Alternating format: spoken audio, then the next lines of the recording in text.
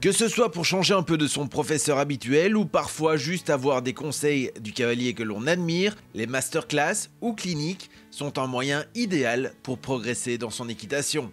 Et il n'y a pas que pour l'obstacle que cela se pratique, les cavaliers de complet s'adonnent aussi à ces journées de coaching. Ainsi, du côté des écuries du château d'Arville, c'est Maxime Livio qui avait fait le déplacement à la rencontre de stagiaires.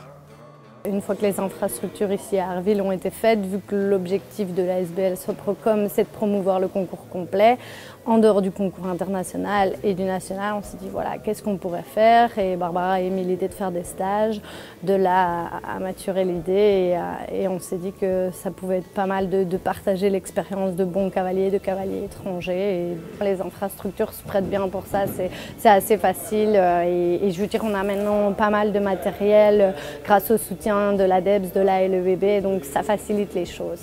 Les stagiaires viennent ici pour certains avec une idée bien précise de soucis à corriger, d'autres s'en remettent, eux, complètement à l'œil du professionnel.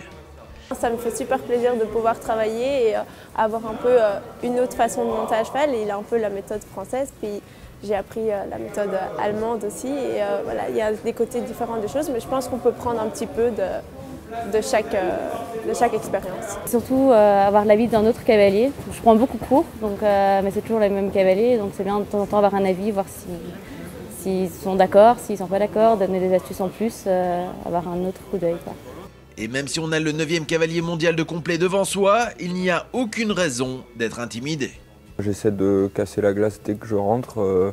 Je demande les prénoms, je dis qu'on se tutoie et puis n'hésitez pas à poser des questions. Je suis là la journée, je suis là pour vous. Donc j'essaie vraiment de...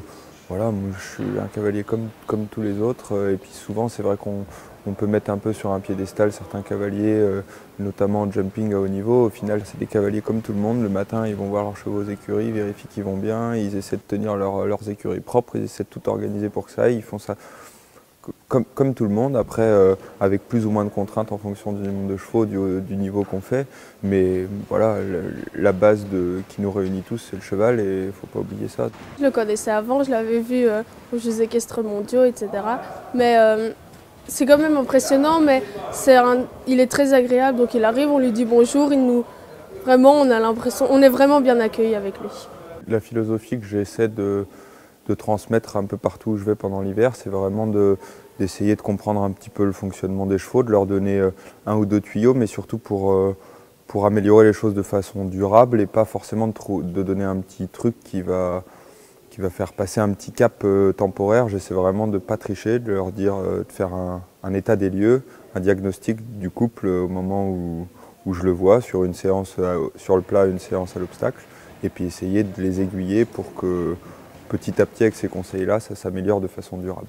Il y a une observation et je pense que cavalier de ce niveau-là, il évalue tout de suite nos capacités à cheval, nos qualités, nos défauts. Je pense qu'ici, il y avait plus de défauts que de qualités, mais bon, il faut toujours pouvoir retirer le positif de ces défauts et d'essayer d'aller vers l'avant, même si on est amateur. Donc, moi, j'ai un petit peu observé aussi les autres chevaux à cheval pour voir un petit peu comment ça se passait. Comme Maxime l'a dit, la journée de stage se décompose en 2 parties, le matin le dressage et l'après-midi l'obstacle. Mais pas question ici de révolutionner l'équitation des stagiaires ni de vouloir changer le cheval en un jour. Le professionnel s'adapte au couple qu'il a en face de lui. Ça dépend vraiment des couples. Il y a des cavaliers qui sont très en place et puis du coup on va un peu plus s'attacher au cheval. Après je pense qu'on ne peut pas être exigeant avec les chevaux si le cavalier n'est pas exigeant avec lui-même.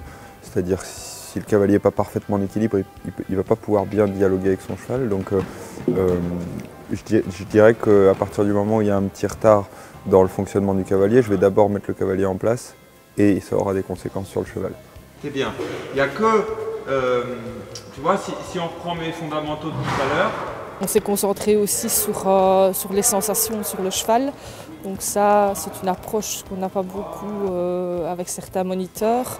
Donc ici, on a dû vraiment sentir le pas, donc pouvoir décomposer le pas, compter les temps.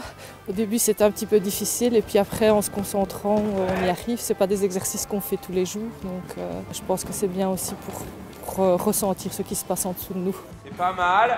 Des stages comme ça, j'ai des groupes de 4, donc on ne peut pas vraiment faire un travail parfaitement personnalisé. J'essaie de l'adapter au maximum, mais on ne peut pas parfaitement rentrer pile sur le petit détail d'un couple, donc on est obligé de transmettre plus un état d'esprit, essayer de faire confiance à ses chevaux, essayer de leur donner de la liberté, parce que pour moi, plus on leur laisse d'initiative, plus on obtient d'eux. Alors ça paraît un peu paradoxal parce qu'on peut se dire, bah ouais, mais en même temps ils ont tout le loisir aussi de ne pas faire ce qu'on leur demande. C'est sûr, c'est pour ça que je parle vraiment d'un état d'esprit. Moi j'essaie vraiment de me dire, ok, j'aimerais que tu fasses ça, maintenant c'est à toi de le faire. Je ne vais pas te l'imposer. J'ai appris beaucoup de choses. En fait, je pensais qu'il fallait beaucoup le mettre en avant, alors que Maxime m'a dit de le laisser aller, qu'il prenne la décision de lui-même y aller, et ça va beaucoup m'aider, je pense. Ce qu'on a utilisé le matin pour le dressage est très utile l'après-midi pour l'obstacle. C'est très différent. Il nous demande de travailler moins sur les abords, alors qu'on pense toujours faire attention aux abords et tout. Il consacre le tout sur le galop. Le milieu. Sans couper ta courbe, très bien. C'est en avant, tendu sur la main, beaucoup de locomotion et beaucoup de rigueur, donc très droit et assez strict, quoi. Pas un pas de travers. Ça m'a apporté beaucoup de choses dans le sens où j'ai pris un jeune cheval, un nouveau cheval que je ne connais pas encore super bien. Et il m'a donné des conseils, il travaille beaucoup sur l'impulsion et tout ça. Et moi, ça m'a particulièrement bien aidé aujourd'hui pour la suite. C'est vraiment quelque chose que j'adore faire. J'ai eu la chance d'avoir des super entraîneurs tout au long de ma carrière, j'en ai encore des super aujourd'hui. Et je pense que l'équitation, c'est quand même un milieu où les rencontres qu'on fait sont super importantes. Et donc c'est pour ça que je prends un peu de temps l'hiver à essayer d'aller rencontrer des nouveaux cavaliers, même si je ne peux pas me prétendre être leur entraîneur. Mais je trouve ça vraiment important parce qu'il y a des fois, un intervenant extérieur va dire la même chose que le coach habituel, mais avec d'autres mots ou avec une autre expression. Et tac, ça va déclencher un petit quelque chose qui va faire progresser le couple et qui va aider l'entraîneur habituel. Donc moi, je me place vraiment dans cette situation-là en essayant, si je peux leur donner un petit peu la chance que moi j'ai eu d'avoir des super entraîneurs, j'essaie de travailler et de leur donner le maximum d'informations. Vu le succès rencontré par ce stage avec Maxime Livio et les autres stages programmés, les organisateurs pensent déjà à ajouter d'autres dates au calendrier dans le courant de l'année. Là, on a eu la chance un peu d'avoir le top mondial, vu que Maxime est 9e pour le moment sur le classement FEI. Et donc, évidemment, c'est des gens qui ont énormément d'expérience avec des jeunes chevaux, d'expérience sur le terrain au concours. Donc, je pense que c'est un partage de connaissances énorme. Quand j'ai demandé le permis pour avoir la piste extérieure, etc., j'avais déjà dans l'idée de faire les compétitions que je fais quand même depuis quelques années, mais d'en faire peut-être plus des entraînements, des stages, etc. Et donc, effectivement, c'était dans le collimateur depuis longtemps. C'est l'intersaison et donc les gens sont assez demandeurs finalement. On s'était dit qu'on allait faire un essai cette année et voir comment les gens répondaient. Et honnêtement, on est déjà pratiquement complet sur tous les stages, donc visiblement, c'est une proposition qui plaît jusqu'à présent.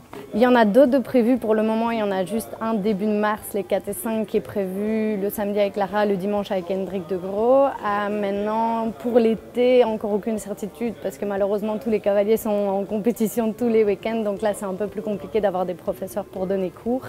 Donc voilà, à voir, on espère, on va essayer de planifier ça, mais on ne peut encore rien promettre.